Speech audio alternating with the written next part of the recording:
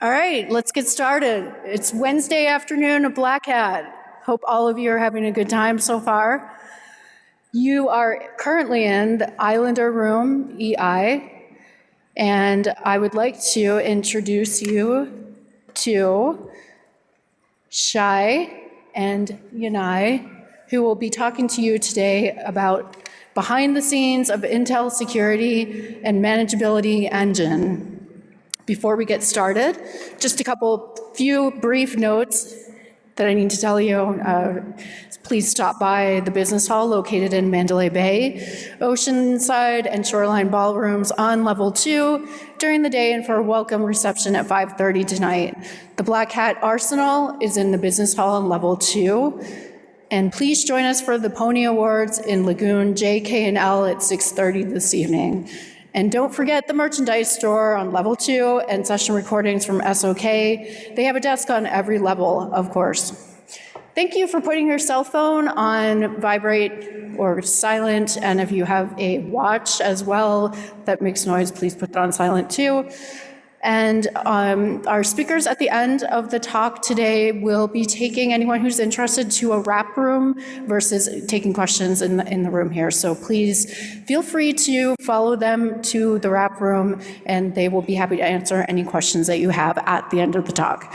So without further delay, I give you Shai and Yanai.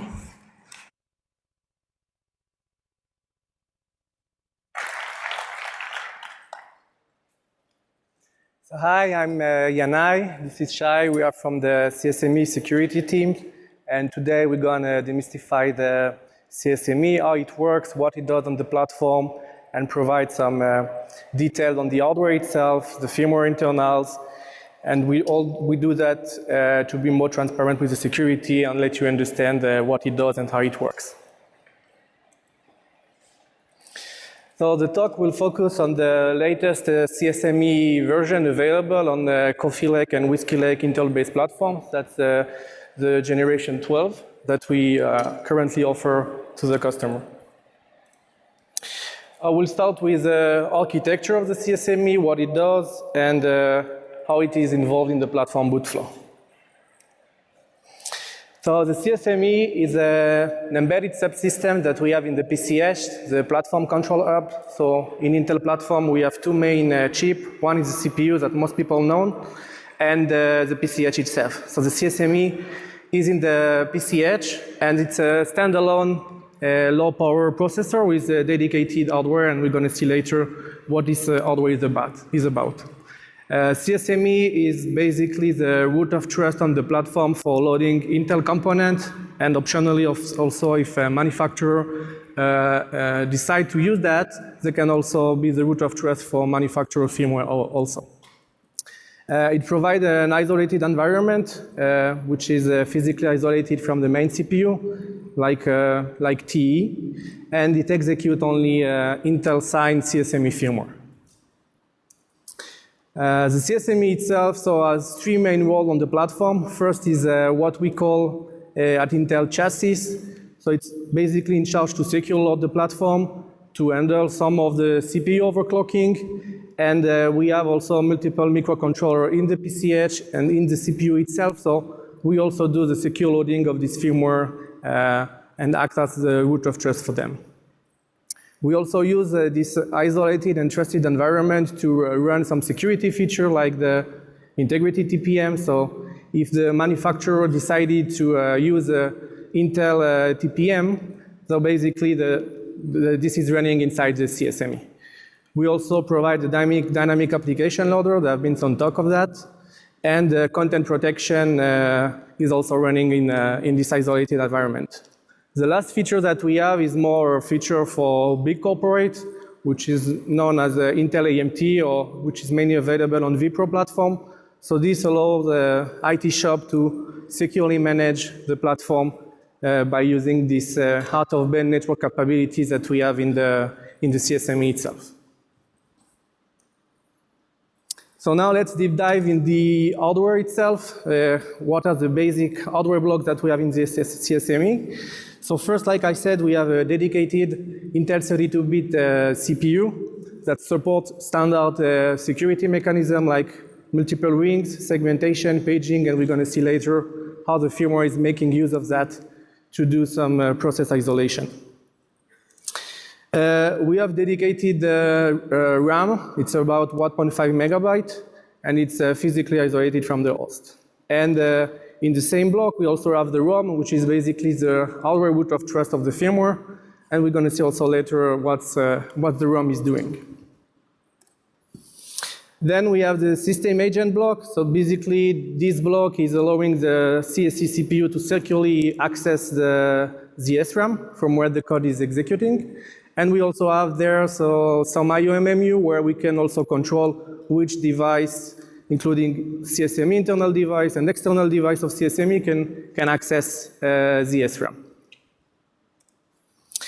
And then we have the crypto accelerator. So there we have some hardware block where we have some implementation of crypto primitive like AES, hash, RSA. So this is used to improve the performance when doing some crypto operation. We also have some DMA capability there that the firmware can use to improve the performance of some of the flow. And the secure key storage that we're going to discuss further in more details. The next block that we have is the gasket. There, basically, we have the main interface to the other PCH devices. And also, we have there the main CSME I/O devices. So the main one has the EKI interface. So that's the main interface used by local software to interact with the CSME. And if the TPM, the Intel TPM is enabled by the manufacturer, we also have a dedicated hardware TPM there. Like I mentioned before, we also have a manageability capability like the Intel AMT, and we have dedicated hardware to support the main feature of the manageability, like a keyboard and video mouse. So there's an hardware block that allows the firmware to do the capture of the screen and the video and mouse, and support remote out-of-band manageability of the firmware. We also have a dedicated protected real-time clock. This is used basically to store what we call the monotonic counters. So this is used to have some anti-replay protection on the data that the CSME firmware is keeping on the flash. It also provides a protected time to the firmware. This can be used by the DRM application if needed. In addition to these hardware blocks, we also have some devices in the PCH itself that the CSME is also using. So the first one is a DRNG, which is critical to the CSME operation. So it is used by the CSME firmware to generate all the random numbers that it needs. We also have the fuse controller, where basically we have two types of fuses. The one set by Intel before selling the chip to the manufacturer. Typically there, we will have the settings about the CSME, the configuration, which signing keys is enabled on the hardware, if it's a production silicon or an early version of the silicon, and so on. We also have there the security keys of the CSME that is used during the runtime of the firmware. And it's encrypted by a CSME hardware key, and we're going to see later how this is used by the firmware. We offer to manufacturer what we call the programmable fuses. So the manufacturer, before it sells the platform to the end user, can keep their own security settings, like the on public key, if they want to use the CSME as a root of trust for the firmware and the BIOS, so they can keep their own public key hash. And if they decide also to use Intel boot guard technology, secure boot technology of Intel, so they can also keep the policy of the boot guard in the FPS. Starting CSME 12, we have also added a new capability, which is against the physical rollback of the firmware. So if we had a vulnerability and release a patch, so if the manufacturer decided to enable this capability, so even if someone tried to physically put the old version, so we keep in the FPF the latest security version of the firmware, and can check that against the firmware currently running. And if there is a mismatch, then basically the firmware will not boot and the platform also will not boot. The last block that we have in the PCH is about debug, what we call DFX. So this block is basically controlling the debug interface of the CSME and other microcontrollers that we have in the PCH. An important thing to note is about that when JTAG is open, so the hardware and the firmware together ensure that the security keys are not available. All the secrets in the flash that the firmware may store in the flash are also not available, they are protected. And we also ensure that before opening JTAG, all the SRAM is zeroed. So if you had from previous execution some secret on the SRAM, so before opening the JTAG interface, the debug interface, we also make sure that the SRAM is zero. In the next slide, we're gonna see the CSME boot itself, how all the components, how they are securely booted, and how they play a key role in the platform boot also. So let's start with the CSME ROM. So the ROM is integrally part of the hardware. Like I said before, the CSME sits in the PCH. There is no patch mechanism once the production silicon has been created. So there is no, if we have a bug in the ROM on the production silicon, there is no way to fix it. The only capabilities that we have and used during early development of the chip is the ROM bypass. So we may use this capability if for the first version of the chip we encounter some functional issues, so we can leverage this capability and bypass the bug until the new silicon with the hardware fix is arriving in the lab. But this capability is disabled on production by the same Intel manufacturing fuses that we discussed before. So the ROM is the first component executed by the CSME CPU. So when the CSME CPU is getting out of reset, the first code that will be run would be in the ROM. The role of the ROM would be basically to put the CPU in protected mode, enable segmentation and paging, and generate a bunch of keys. We're going to see that in a minute. And then before it will have to load the first firmware module from the flash, authenticate it, so load it from the flash into the SRAM, make the RSA authentication of this module there in the secure memory, and if all the check pass, then it will start executing the LB. The way the authentication works is basically we have in the ROM a list of the public key hashes of the CSME signing keys. So we can easily verify that the keys that sign the RB is one of the authorized Intel CSME signing keys.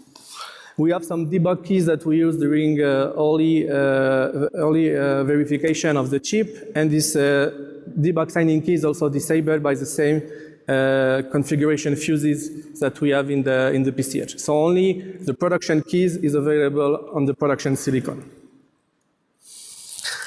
Now let's see how the ROM is going to derive the keys. So first of all, we need the ROM to trigger some hardware key generation. Why we do that is, like I said, the security keys are kept in the fuses and they are encrypted. So we need first to generate the key to decrypt the fuse. So the ROM doesn't see the key, it can only generate, ask the hardware to generate the key and load the key in the secure key storage. Once the key is there, basically now we can read the security fuses from the fuse and the security keys from the fuses and decrypt them using the same hardware keys. The decryption of the keys is directly loaded in the SKS. So now we have the chipset key, which is the parent keys of all the firmware keys that the ROM is going to derive. And then basically using this chipset key, which is in the SKS, now we can start deriving a bunch of keys. The way it works with HMAC as a key derivation function over some static string, and static string with also the RB security version number. Now let's deep dive on the secure key storage itself. So the main idea here is to protect the CSME root keys during runtime, and to make sure the firmware doesn't see the actual key but can't make use of the key. We have additional properties in the SKS, so when you load a key in the SKS, so you can also decide some of the properties of the slot where the key is loaded.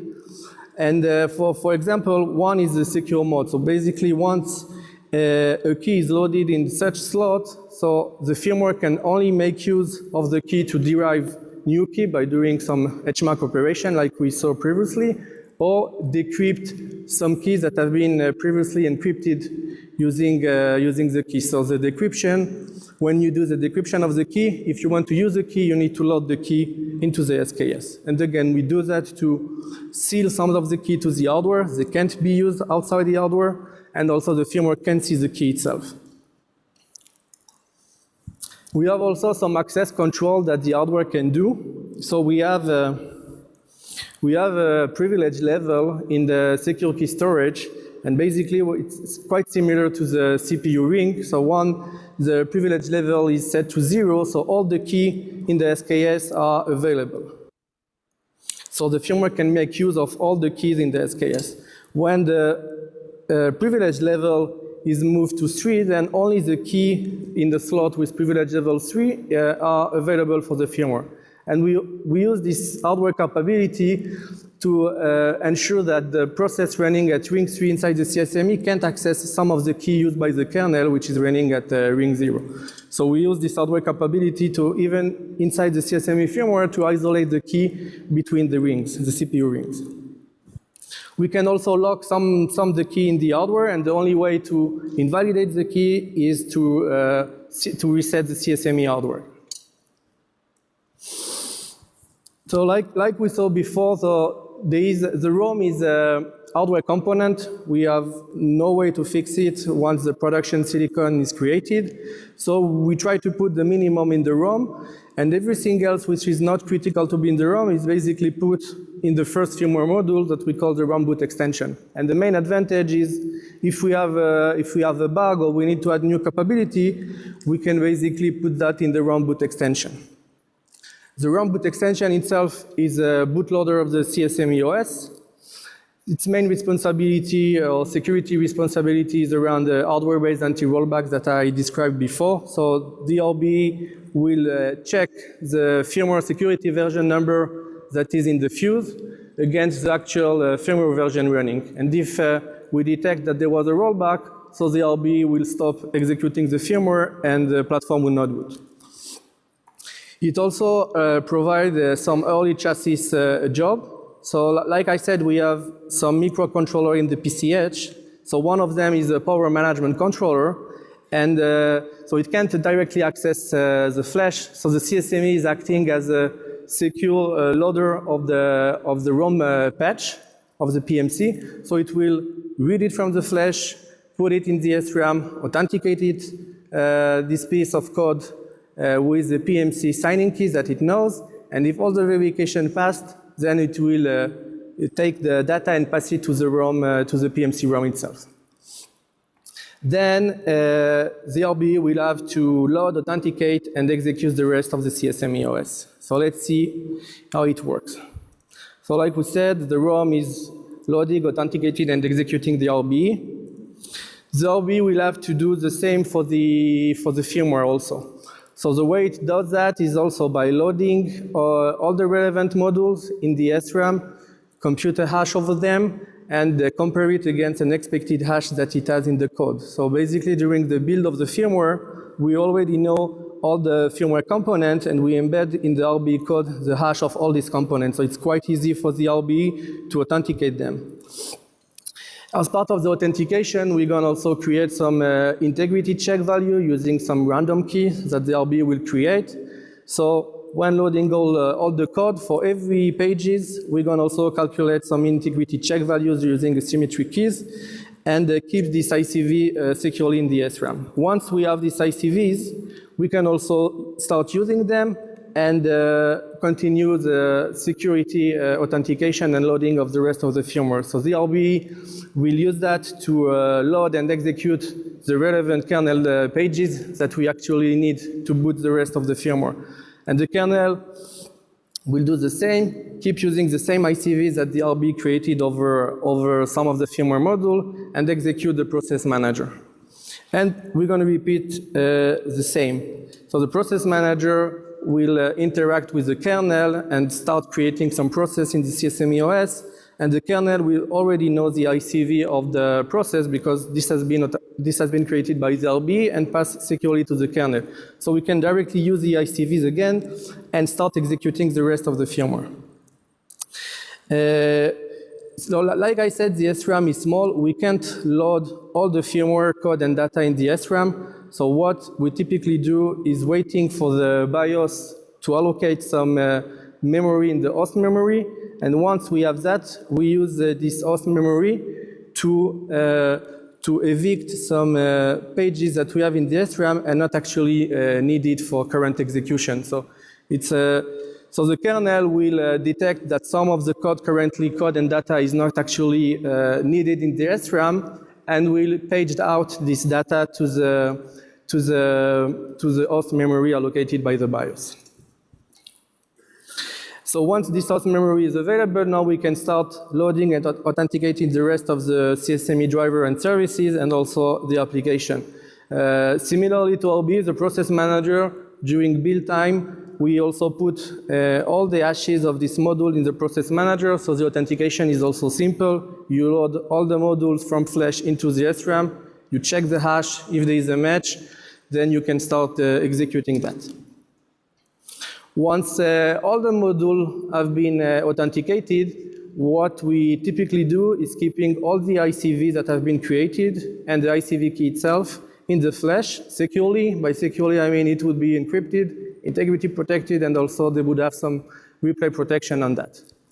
And why we do that is basically at next boot, now the RB can use the ICV blob itself containing all the ICVs and the ICV key and start executing the relevant component in the same order, but directly by using the ICV. So this speeds up the boot of the CSME while still being secured.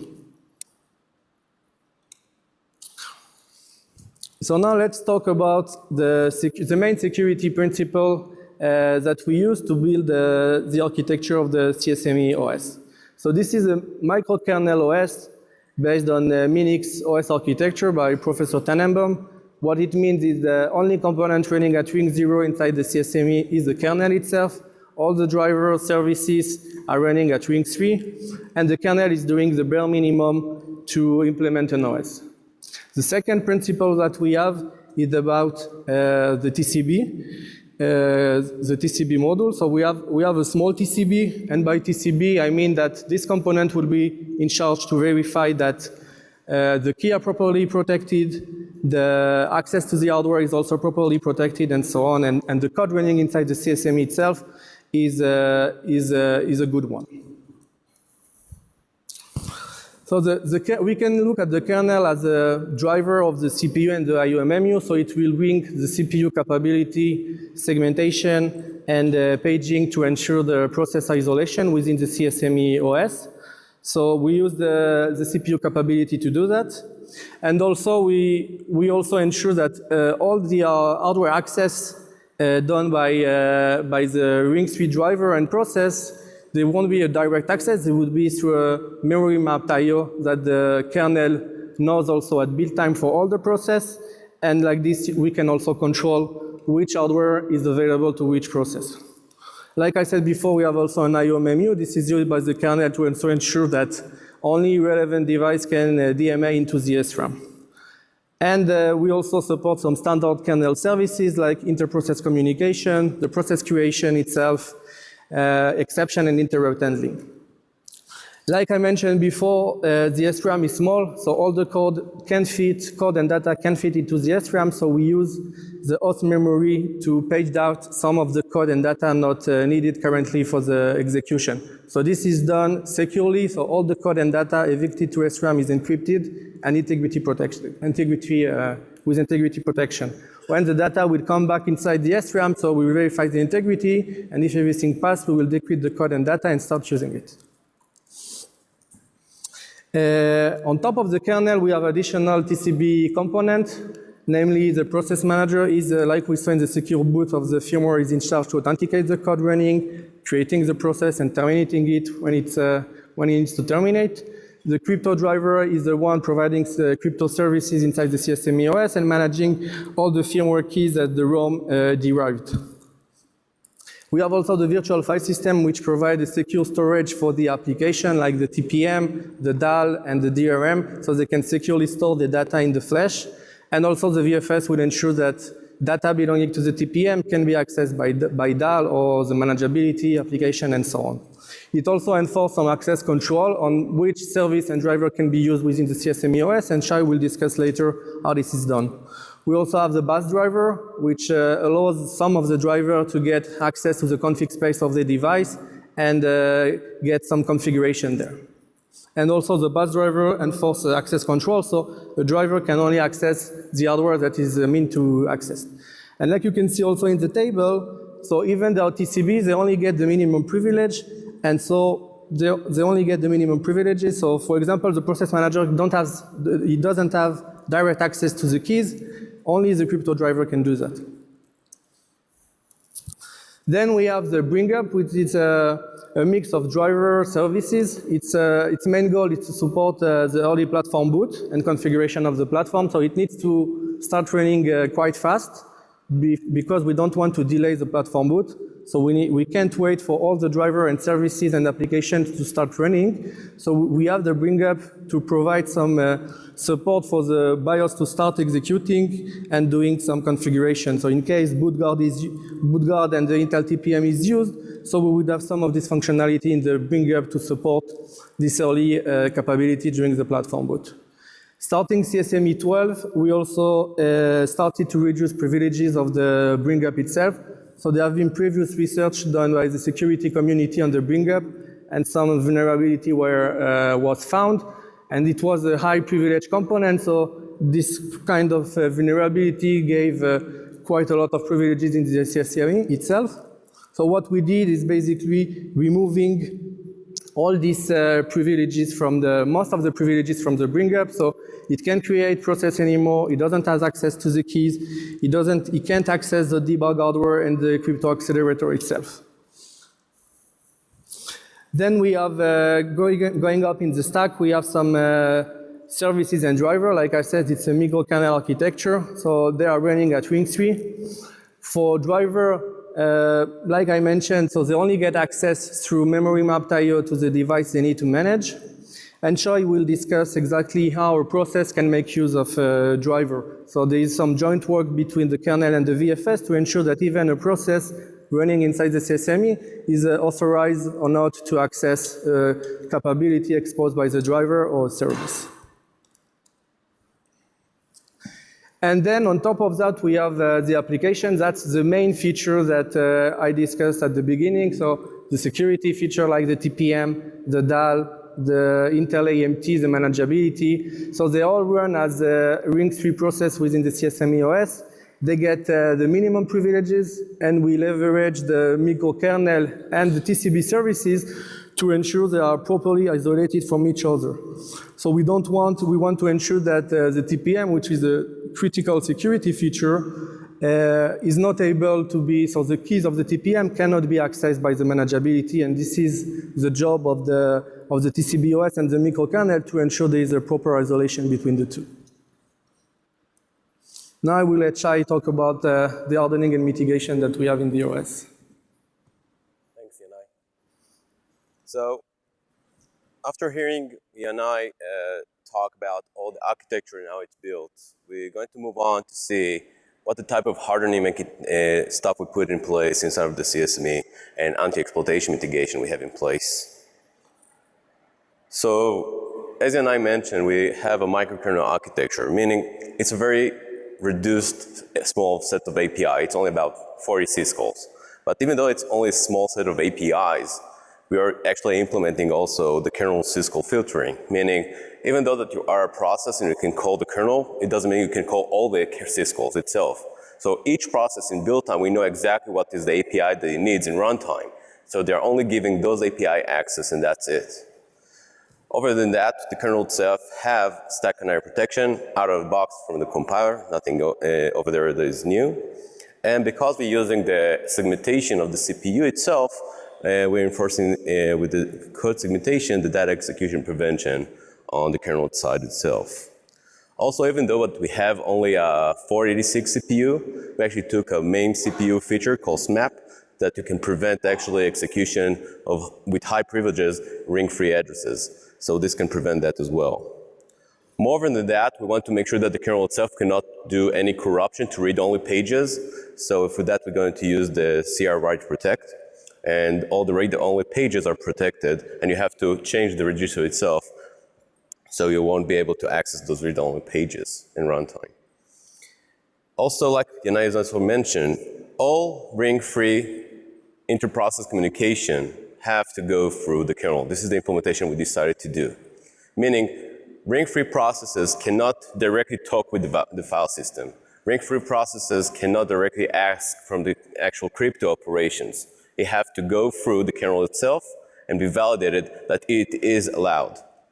So let's say an example that's kind of an abstracted example, but it is going to show you exactly how it's being done. So I'm going to take an example. So we have a model called the DRM model PVP, and usually it would like to do crypto operations.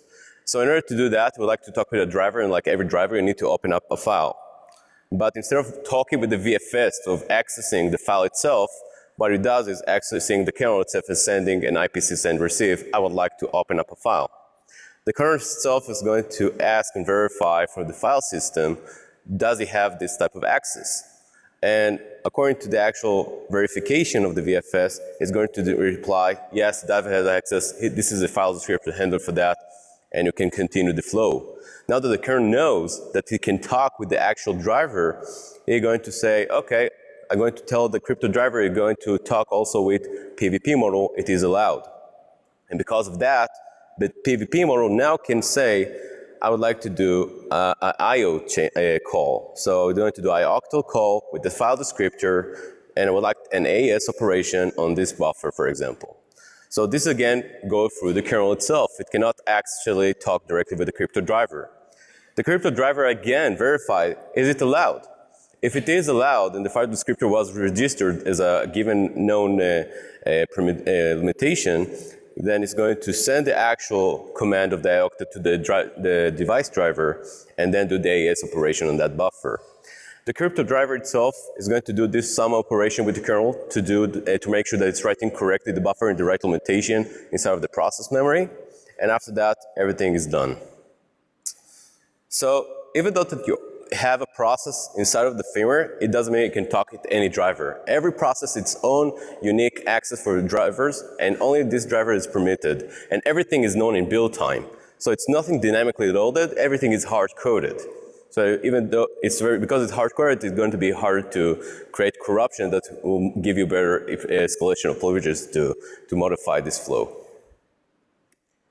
So let's say an example that the PVP tried to do, so let's say escalation of privileges and talk with the bus driver, configure the spaces. But again, because it doesn't have file access permission and it's going through the kernel itself, it cannot talk with it, and because of that, it cannot send an IOctal to the device driver because it doesn't have connection for that. It have to go to the driver for the kernel, and because of that, this entire communication will not be successful. So because the main attack vectors we have in this microkernel architecture is the ring-free processes, we actually have put it a lot more effort to make sure that the exploitability is going to be harder in case of a vulnerability. First of all, foremost, we actually put a reaction to the previous issue that we had in the past of a corruption of the context pointer that was on the stack, and we changed it to being a read-only page. So if you have a corruption on the stack on the TLS section, we don't have this pointer anymore, so it cannot be used to do any arbitrary write and read when it's being corrupted, because it's right now it's a read-only page and only the kernel itself can change it. When we evaluated the stack canary protection, because we had the stack canary protection, we thought the buffer overflow was going to be caught. We saw that actually stack canary protection is useless in some cases. So we decided to change and modify the actual implementation of the stack canary to do a XOR with the return addresses before each function, and not only on specific functions. Actually, when you're going to see in the social media, and we're going to see GOsecurity, they actually said that, yeah, it was actually a feature in the past. It was in 1.2 GCC version, and no one knows exactly why it's been removed and changed. And this actually been confirmed as well, that the detail itself is not knowing why has it been removed, this feature, but it was confirmed that it was wrong analysis. And this feature of putting a stack store with the return address is more effective than the actual current implementation that we have today. So let's see why. Because the actual local variables doing the buffer overflow and the linear overflow, the canary's effectiveness is good because you have to go through all the local variables and then you actually have to run over the canary protection. So in the epilogue itself, you're going to check is the same value that does in the prologue. If it's matched, then it's okay. If it's not, you can terminate the process. But the actual question is, what will happen if you have a nonlinear buffer overflow? If you have a nonlinear buffer overflow, then you can directly override the return address. And when you're going to reach the epilogue and you say, hey, is the random value changed? Nope, it's the same random value. Let's continue the execution, and now you have a rope situation. So what we've done is in the prologue itself of the function, before every function begins, we take in the return address of this function and we sort that with the random value and sort that on the stack. Once the epilogue itself is hitting up, we actually verify is it the right return address and the actual random value. By doing this type of operation, we can actually eliminate not only the linear buffer overflow, but also nonlinear buffer overflow. This actually will force an attacker to find different vulnerabilities and have additional vulnerabilities and not only single vulnerability.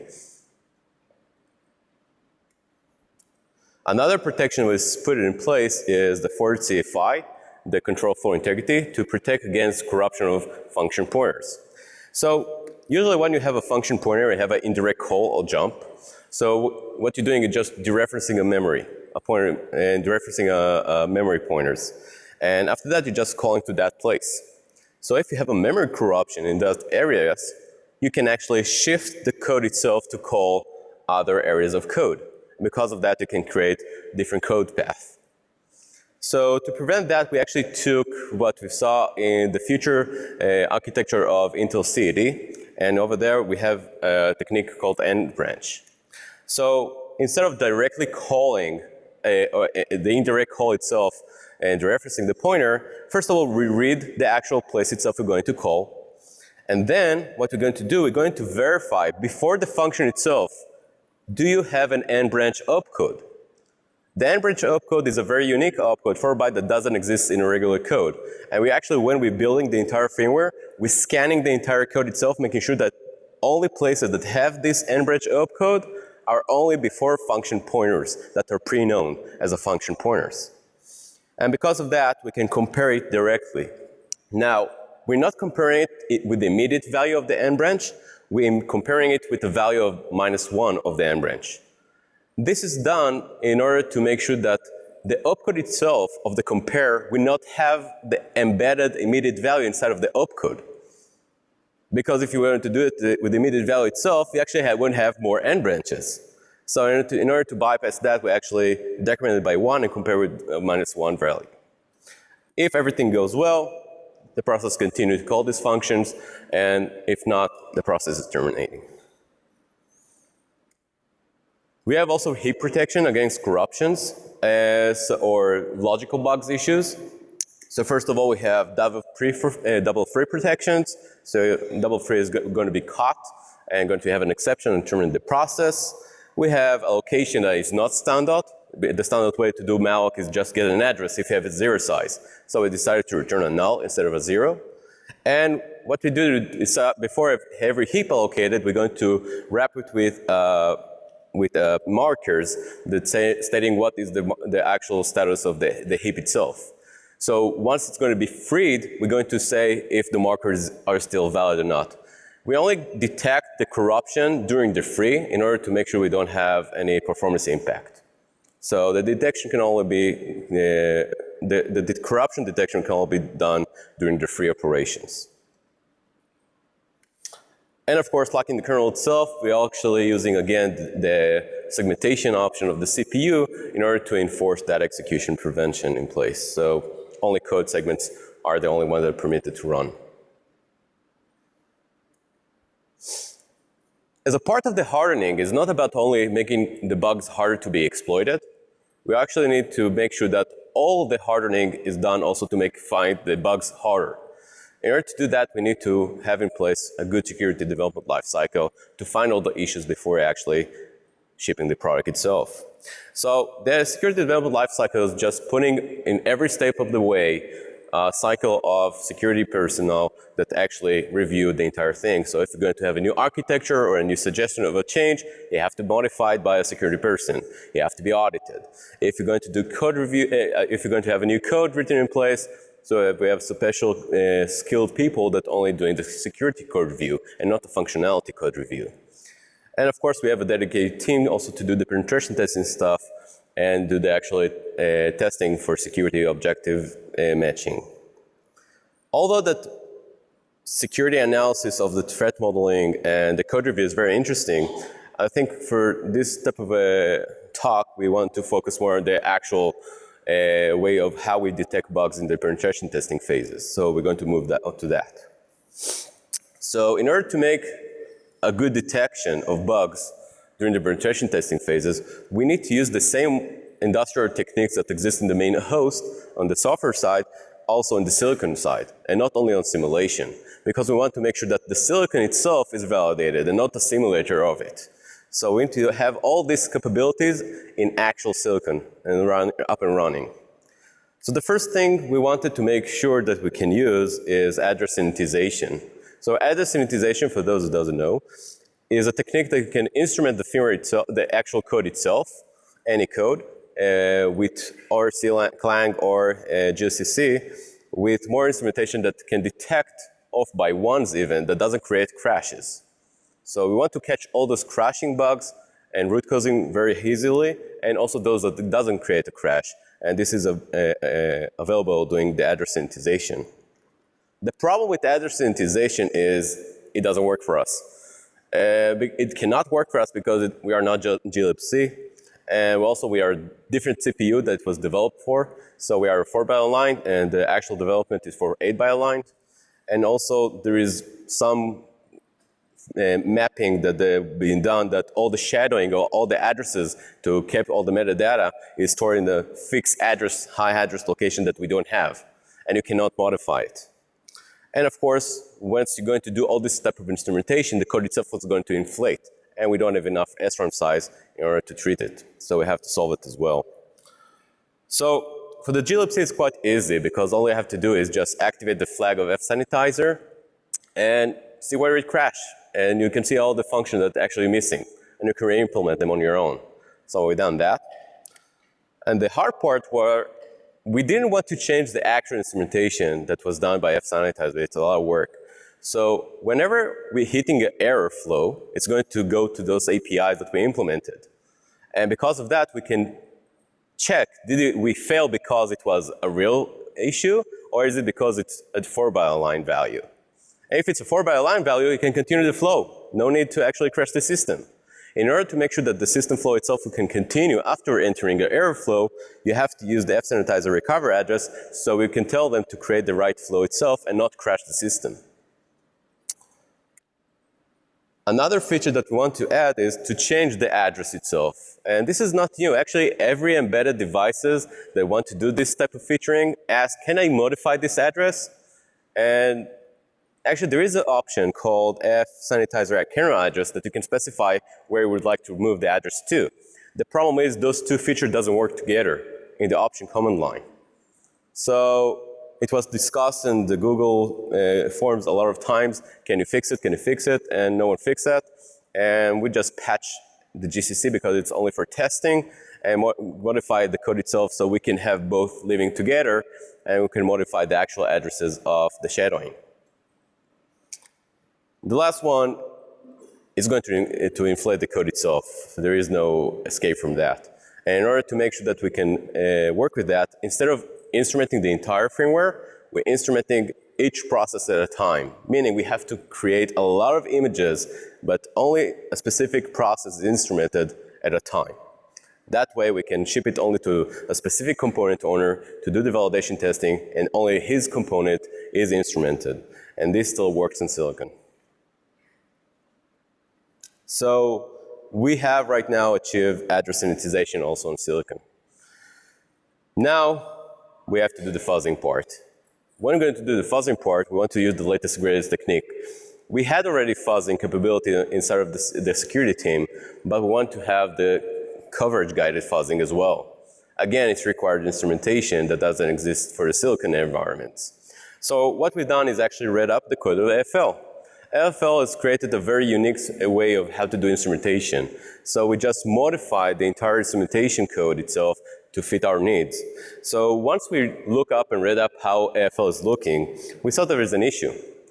The issue itself is never discussed before, but the bitmap size of AFL is fixed only to 2 by 16. Meaning if you have more branches than 2 by 16, you have collisions. Because it doesn't fit into the array of the map.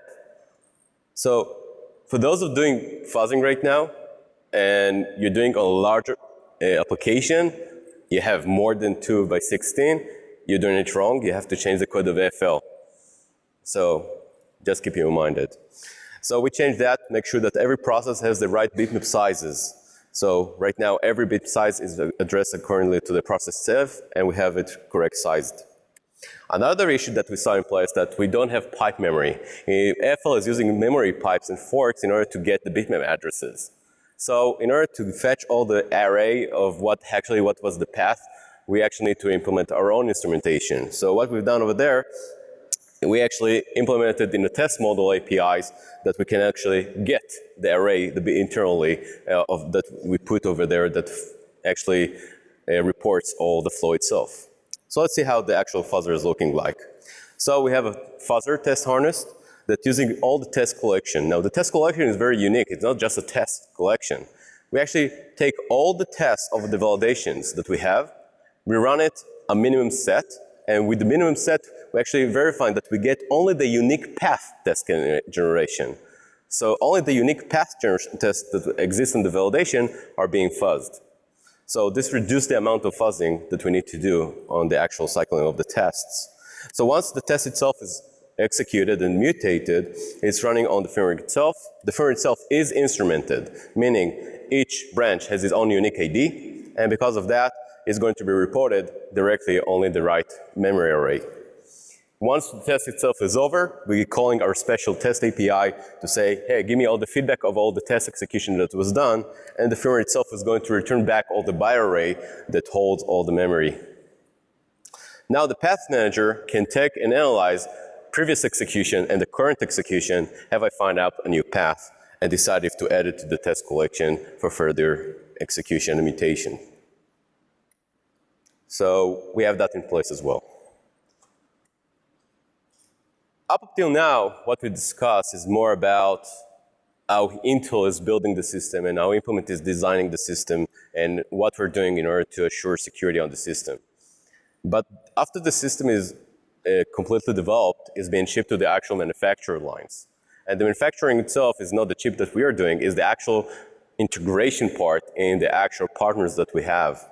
So we're going to talk now about a little bit about the pre-manufacturing and the post-manufacturing ability in the actual CSME and the PCH itself. So like Yanai has already mentioned that, but I'm going to repeat it. So some features are still modifiable or configurable to work or not during the manufacturing phases. So usually manufacturers decide to sell it for consumer SKUs or to corporate SKUs, and according to that, what features they would like to have on that. And you can actually create and say, I would like to support manageability, I don't want to support manageability. Do I want to support anti-rollback to have this physical attack or not? And also, do I want to save in the fuses themselves the manufacturer public key in order to use it for later on in other features? For example, one of the features that the manufacturer line can do is it can actually decide that PTT, the integrated TPM of CSME, is not working. I would like to use a discrete TPM. Is an option also for the actual manufacturers. So Intel is giving all the guidance to the actual manufacturers and making sure that all the process being done itself, because Intel is working with the partner itself and assuring that all the thing itself has been properly stored and in place. So the manufacturer only need to do the end of manufacturing flow, meaning to commit all the changes that they want to make sure that it's happening. And once it's committing, all the flash spice descriptors being locked and all the access to the fuses being locked as well.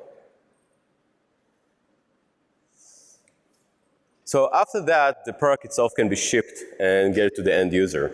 But again, even though that it's getting to the end user itself has more capability to do the actual configuration of the CSME, but mainly in the manageability side. So for the rest of the side, we don't have anything exposed, but for the manageability side, there is some exposed API with the bias vendors, so we can actually decide which feature is enabled or not during the actually manageability phases. So you can opt in or out if you want to support some feature and how to provision the system. So if you don't want to provision the system, you can just opt out out of it, and that's it. Once the manufacturing is done and the configuration by user is done, we'll still need to have a key critical feature, and that's, of course, to be able to be updated on the field. And also, we need to make sure that we can be recovered on the field as well if something was highly compromised in the TCB area. So for that, we have a secure firmware update. So the firmware update itself is digitally signed by Intel, and whenever you have a new version, it's going to first of all make sure that the signature is intact and can be used. But before it's flashing the system itself, it's first of all making sure that the version control number is correctly inserted, because we have a policy of saying that you can do a downgrade operation if you want, but only for a specific version, because more major version of the versions may have security vulnerability. So we don't want you to go through a downgrade phases to those images. So we can decide what can be done or not. Another thing that we have in place is a physical address, a physical anti-rollback check. And because of that, we can actually decide that it was a new security version in the firmware. We're not going to update you to a lower security version, and that's it. So the last one is the firmware update itself, what is being done.